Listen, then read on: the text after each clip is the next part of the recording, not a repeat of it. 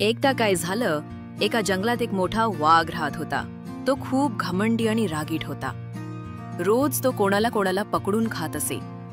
त्यामुळे जंगलातील सगळे प्राणी खूप घाबरलेले होते. एके दिवशी वाघाने ठरवलं, दररोज एक प्राणी माझ्याकडे आपोआप यायला पाहिजे, नाहीतर मी सगळ्यांना खात जाईन. सगळ्या प्राण्यांनी घाबरून हे मान्य केलं. रोज एक प्राणी वाघाकडे जात असे. एक दिवस सशाची पाळी आली. ससा फारच चतुर होता. त्याने वाघाला चकवा द्यायचं ठरवलं. तो वाघाकडे जाताना मुद्दाम उशीर केला. वाघ खूप रागावला आणि गरजला, इतका उशीर का केला?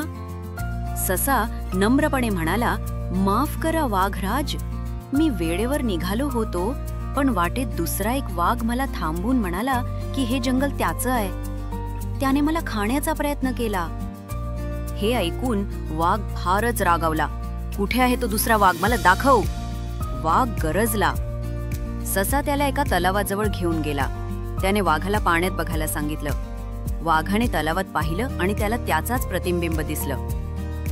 वाघ विचार करू लागला, अरे हाच तो दुसरा वाघ, आणि तो जोरात ओरडून पाण्यात उडी मारली. पण तलाव खोल होता. वाघ पोहू शकला नाही आणि बुडून गेला. सगळं जंगल आनंदात नाचू लागलं आणि सशाचं खूप कौतुक झालं.